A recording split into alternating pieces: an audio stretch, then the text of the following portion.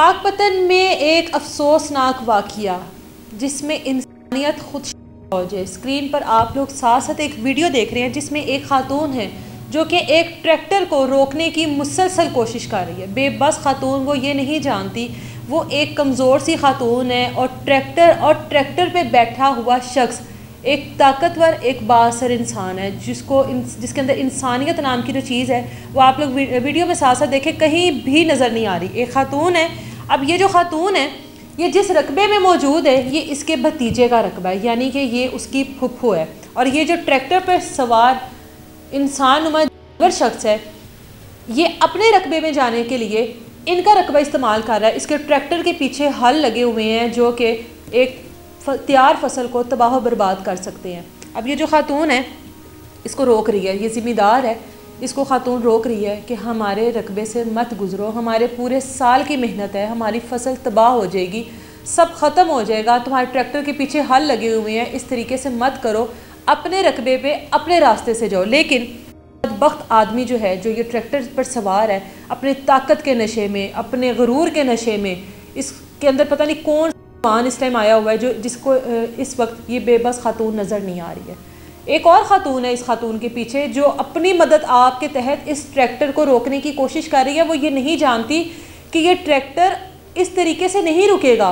ये ट्रैक्टर, वो जितनी मर्जी अपनी ताकत इस्तेमाल कर लें, ये ट्रैक्टर उनकी ताकत से नहीं रुकेगा।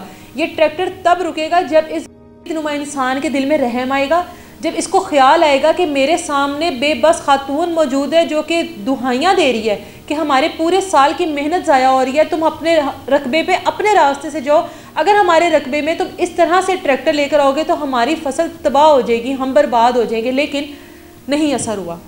अब इस मुकदमे का जो मदई है वो इस खातून का भतीजा है। FIR जो वो करवाता है इनके ऊपर, वो बताता है कि हम लोग अपनी ज़मीन में फेरा मारने के, जिस तरह अमूमन देहात में होता है। वो कहता है कि मैं तकरीबन 4 बजे के करीब अपनी ज़मीन पे फेरा मारने गया, मेरी फुफ्फो साथ मौजूद थी। वहाँ पर ये जो ट्रैक्टर पे सवार ज़िम्मेदार है ये 2 से 3 अफराद थे और अपनी ताकत के नशे पर इनको हमने बारहा बार रोका कि हमारी ज़मीन से ट्रैक्टर मत गुजारो, लेकिन ये बाज नहीं आए और जानबूझकर ट्रैक्टर हमारी ज़मीन पर लेकर, इनके ट्रैक्टर के पीछे हल लगे हुए थे जिसकी वजह से हमारा पूरा का पूरा रकबा तबाह बर्बाद हो गया।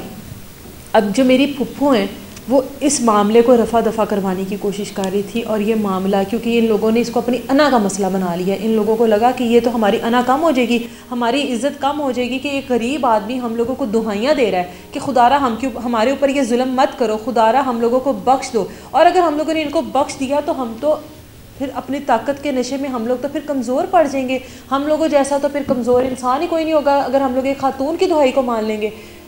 बेलुगाम बेबाक होकर ट्रैक्टर लेकर उसके रकबे में जा रहे हैं, दोबारा से मोड़ कर लेकर आ रहे हैं, खातून रोक रही है। जब ये खातून इंजन तक आ गई है ट्रैक्टर के, वो रहे हैं उसको, रोक रहे हैं उसको ट्रैक्टर के नीचे, नहीं पता कि उसके ऊपर अगर वो हल गुजर जाते हैं तो उस खातून का क्या हाल होगा, उसके जिस्म का कोई मिलेगा।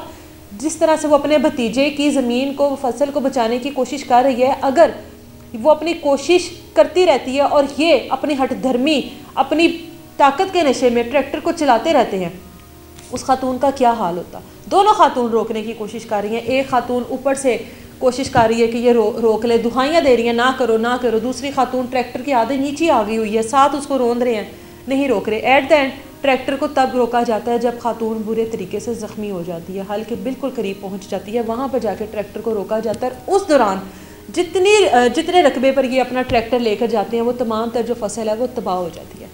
अब फ़र्ज़ करें, ये तो FIR थी, अब फ़र्ज़ करें अगर इनका आपसी कोई तनाज़ है, इनकी आपसी कोई झगड़ा है, कोई दुश्मनी है इस तरह की, उसके बावजूद भी ये इंसानियत किया नाकाबिले बर्दाश्त है। अगर इनके कोई भी मामलात है तो भी किसी भी जगह पर आपको ये चीज़ इजाज़त नहीं देती कि आप एक इंसान की इस तरह से तज़लील करो, एक ख़ातून की इस तरह से करो कि आप उसको तमाम लोगों के सामने इस तरह से देखते हुए ले जाओ। आप सोचें कि ये किसी आला अफसरान के साथ मामला पेश आता है, किसी आला अफसरान की फुफ्फो, किसी आला अफसरान की बेटी बहन इस तरह से किसी तनाज़े में फंस जाती है और उसके साथ ये सलूक होता है, तो अब तक एक क़यामत बर्पा हो चुकी होनी थी। अब तक ये चीज़ें इतनी हाईलाइट हो चुकी होनी थी कि हम लोग सोच भी नहीं सकते। लेकिन क्योंकि ये गरीब थी, एक देहाती मामला था, तो इसको इस वजह से इसको दबाया गया, इस वजह से इसको रफ़ा दफ़ा किया गया, इस पर कोई नोटिस ना लिया गया। उम्मीद करते हैं कि इनके जो भी मामलात हैं, इनकी जो भी लड़ाई झगड़े, इनके जो भी तनाज़े हैं, कुछ भी है, लेकिन इस खातून को इंसाफ दिया जाएगा। इस खातून के ऊपर जो ये जुल्म किया गया है, इसका हिसाब तो इनसे अल्लाह लेगा। यहाँ पर अगर अदालतें ना भी से हिसाब लें, इंशाल्लाह इस आदमी से इसका हिसाब अल्लाह लेगा कि वो किसी की माँ थी, किसी की बहन थी। फुफ्फो होते हुए फुफ्फो के रिश्ते का हम लोग बड़ा मजाक उड़ाते हैं कि फुफ्फो सिंसियर नहीं होती, फुफ्फो लॉयल नहीं होती। ये फुफ्फो ही थी जो अपने भतीजे की ज़मीन को, अपने भतीजे के रकबे को, फसल को बचा रही थी कि मेरे भतीजे को कोई नुकसान ना हो।